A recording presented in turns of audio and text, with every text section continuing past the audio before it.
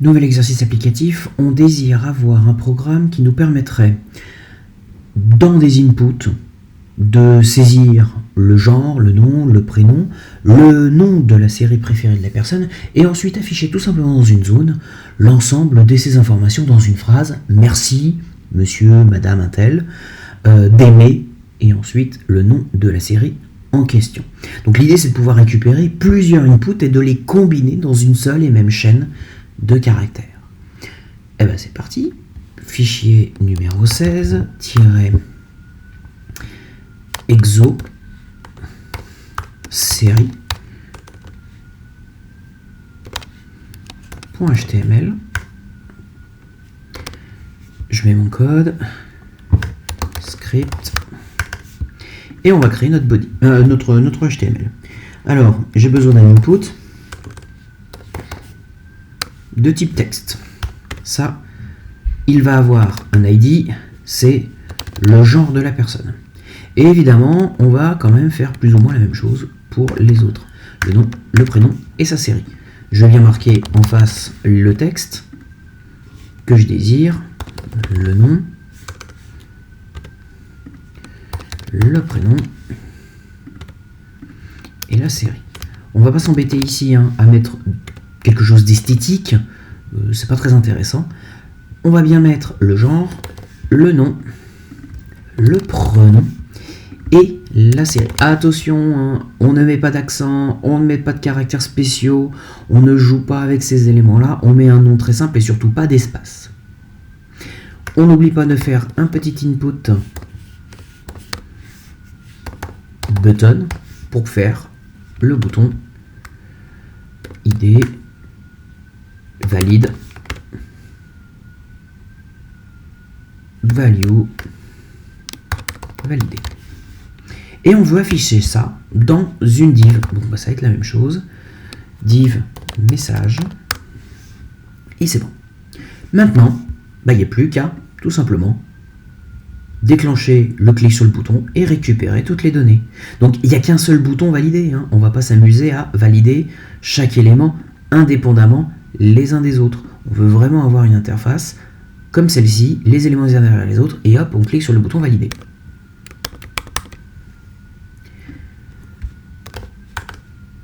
On va créer une variable button qu'on va tout de suite instancier document.query selector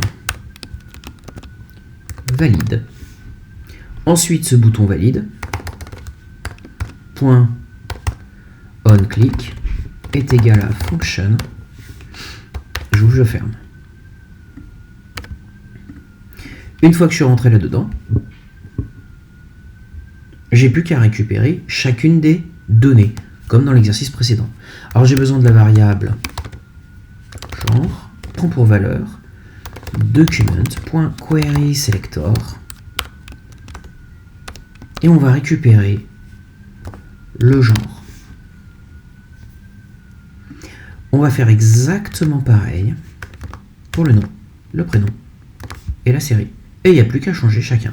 Vous remarquez que je vais faire exactement la même chose. C'est-à-dire que je récupère l'ID et je vais y mettre la variable avec le même nom.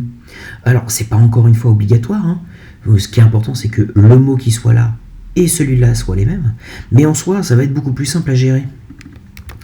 On va s'y retrouver en soi. Nom, prénom, prénom, prénom, série, série, série. Oups.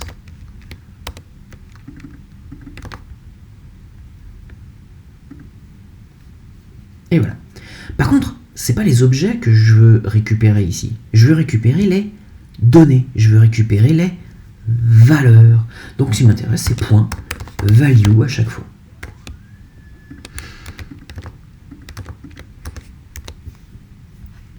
Et ensuite, qu'est-ce que j'en fais? J'ai plus qu'à faire une petite phrase. Donc je vais créer une variable qui va s'appeler phrase. Et dans cette variable phrase, nous allons y mettre notre petite phrase. Merci, espace, concaténé à genre, concaténé à un espace, concaténé à nom. Bon, on va commencer par le prénom. Prénom,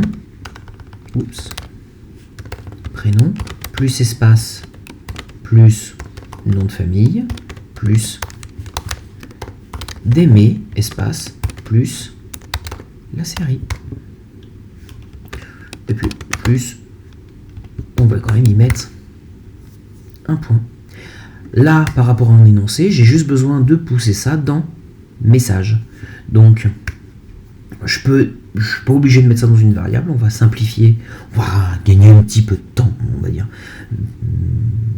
Vu que je manipule pas forcément directement message, on va créer directement document.query selector